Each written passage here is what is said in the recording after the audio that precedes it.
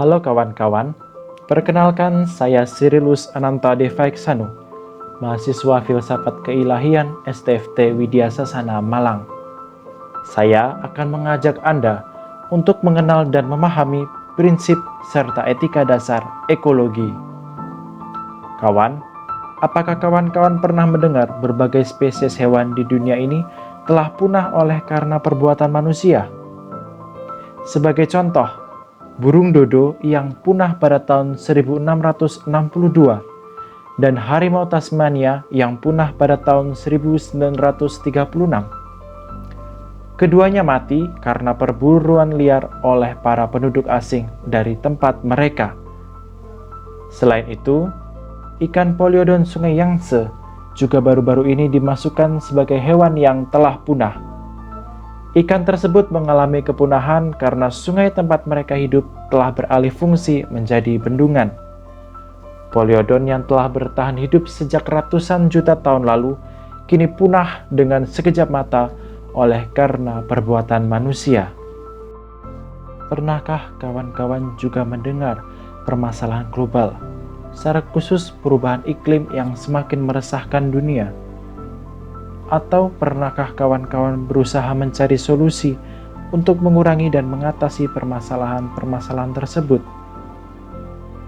Pada tahun 1949, seorang ilmuwan bernama Aldo Leopold memikirkan pertanyaan-pertanyaan yang serupa dan menghasilkan sebuah karya yang berjudul The Sand County Almanac. Karya itu berisi dasar filosofis lingkungan yang disebut sebagai etika tanah. Karya pemikiran Aldo Leopold menjadi dasar dan langkah pertama dari perkembangan prinsip etika ekologi yang akan kita dalami saat ini. Kini, kita akan mengenali dan memahami apa saja yang menjadi prinsip etika ekologi. Prinsip pertama, sikap hormat terhadap alam. Pada dasarnya, seluruh etika dan prinsip ekologi mengakui bahwa alam semesta perlu dihormati. Manusia sebagai makhluk moral memiliki kewajiban untuk menghormati manusia dan makhluk yang lain. Prinsip ini merupakan prinsip yang sangat mudah kita temui dalam kebudayaan tradisional di Indonesia. Sebagai contoh, tradisi orang Bali yang melarang setiap orang menebang pohon secara sembarangan. Masyarakat Bali sangat menghormati alam sekitarnya dengan menjaga dan mengatur secara ketat penebangan pohon. Prinsip kedua adalah tanggung jawab terhadap alam. Pada dasarnya, semua makhluk yang diciptakan Tuhan memiliki tujuan masing-masing terlepas dari kebutuhan manusia. Oleh karena itu, manusia sebagai bagian dari alam bertanggung jawab pula untuk menjaganya. Tanggung jawab ini tidak bersifat individual, melainkan kolektif. Artinya, semua orang turut ambil bagian dalam bertanggung jawab melestarikan lingkungan. Prinsip ketiga, prinsip solidaritas kosmik.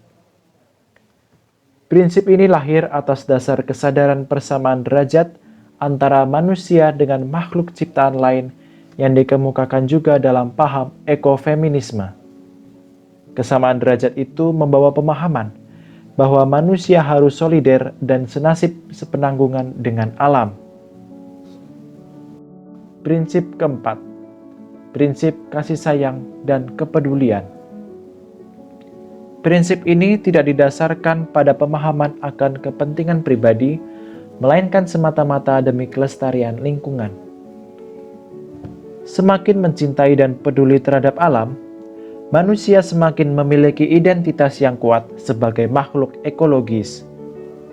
Jane Goodall adalah salah satu pribadi yang mampu menunjukkan kasih sayangnya kepada alam, secara khusus kepada simpanse. Selama hidupnya, Jane Goodall meneliti sekaligus mencoba memahami karakteristik dari simpanse. Berkat penelitiannya, ia begitu mencintai dan memahami simpanse hingga mampu berkomunikasi dengan mereka. Jane Goodall menjadi contoh nyata relasi cinta yang mendalam antara manusia dengan makhluk yang lain. Prinsip kelima, prinsip tidak melukai atau no harm. Prinsip ini mengarahkan setiap orang untuk tidak merugikan sesama manusia dan kepada makhluk ciptaan yang lain. Secara nyata, prinsip ini dapat diartikan sebagai sikap saling memelihara dan melindungi agar kedua pihak dapat hidup lestari. Prinsip no harm sudah diaplikasikan dalam berbagai kehidupan manusia, seperti tidak membuang sampah sembarangan, merawat dan memelihara hewan yang baik, tidak menggunakan racun sebagai perangkap, dan lain sebagainya. Prinsip keenam, prinsip hidup sederhana dan selaras dengan alam. Prinsip ini menekankan pentingnya hidup sesuai dengan kebutuhan dan menolak sikap konsumtif, serta menolak segala keinginan yang memboroskan. Sikap hidup sederhana dapat meminimalisir eksploitasi lingkungan alam. Prinsip ketujuh, prinsip keadilan. Prinsip ini menekankan kesamarataan bagi semua kelompok dalam menentukan kebijakan pelestarian lingkungan alam. Salah satu contoh yang telah diterapkan di Indonesia adalah AMDAL atau Analisis Dampak Lingkungan.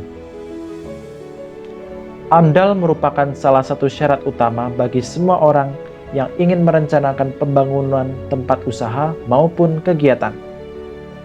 AMDAL berfungsi sebagai pedoman bagi setiap orang agar dapat membangun usaha atau kegiatan yang ramah lingkungan. Prinsip ke-8, prinsip demokrasi. Demokrasi menjadi kunci penting dalam pelestarian lingkungan karena alam memiliki keragaman yang sangat kaya. Keanekaragaman dan pluralitas adalah hakikat dari alam itu sendiri. Prinsip ini sangat relevan dalam pengambilan kebijakan yang peduli dengan lingkungan hidup. Prinsip ke-9, prinsip integritas moral. Prinsip ini lebih ditujukan kepada para pejabat pemerintahan agar memiliki sikap dan perilaku moral yang mengutamakan kepentingan di bidang lingkungan. Pemerintah diajak untuk bersikap simpati dan proaktif dalam menanggapi permasalahan lingkungan yang terjadi di sekitarnya. Selain itu, aturan-aturan yang dilakukan pemerintah harus selaras dan sesuai dengan prinsip dan kaidah ekologi. Dan demikian, pemerintah dapat menunjukkan integritasnya dan usahanya melestarikan lingkungan.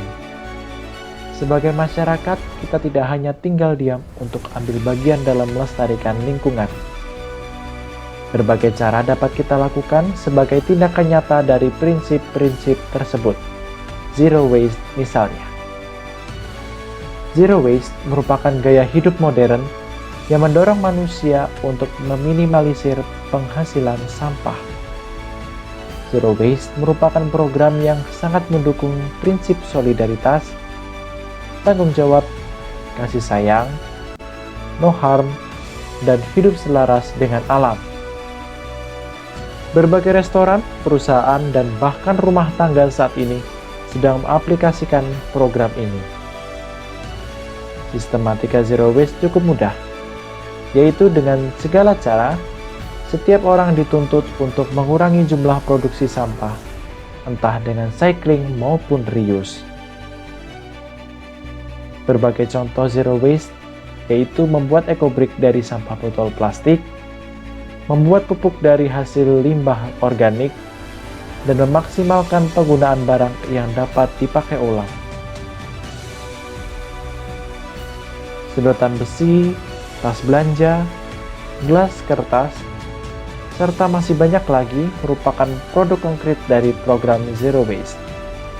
Kini, apakah kawan-kawan tertarik untuk ikut dalam program Zero Waste ini?